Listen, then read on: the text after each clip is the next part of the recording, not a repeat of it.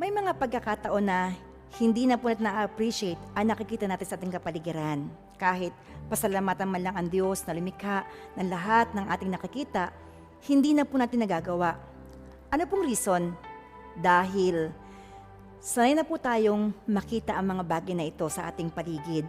Kaya parang ordinaryo na lang sa ating paningin. Pero gaano nga ba kagaling ang ating Diyos para siya ihangaan natin?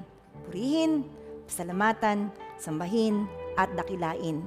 Ito pong sinasabi ng Jeremiah 10:12a. Nilikha ni Yahweh ang lupa sa pamamagitan ng kanyang kapangyarihan. May tao ba na kayang lumikha ng isang bagay dahil siya'y makapangyarihan? Wala po. Pero ang ating Panginoon, ang lupa, nilikha niya sa pamamagitan ng kanyang kapangyarihan. Sabi ng Biblia, nang pasimula daw po ay walang hugis o anyo ang lupa.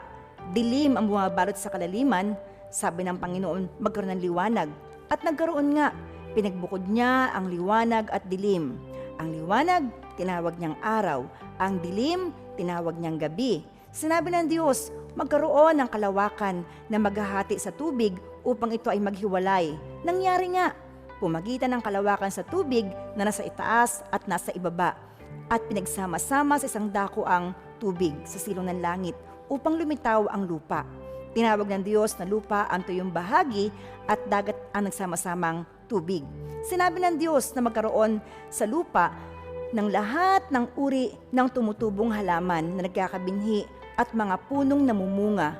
At nangyari nga, sinabi ng Diyos, magkaroon ng tanglaw sa langit upang magbigay ng liwanag sa daigdig. At nangyari nga, ginawa ng Diyos ang dalawang malalaking tanglaw, ang araw na nagbibigay ng liwanag sa maghapon at ang buwan upang tumanglaw kung gabi. Nilikha rin niya ang mga bituin.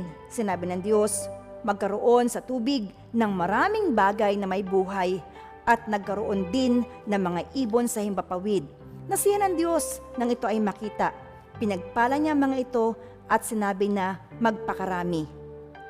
Punuin ang karagatan ng lahat na nabubuhay sa tubig at magpakarami rin ng mga ibon at punuin ang daigdig.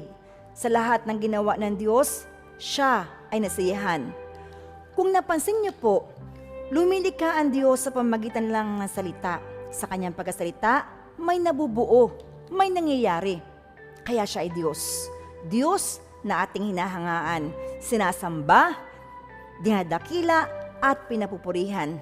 At alam mo ba, siya ay nag-iisa, walang katulad, walang kapantay, at wala nang hihigit pa.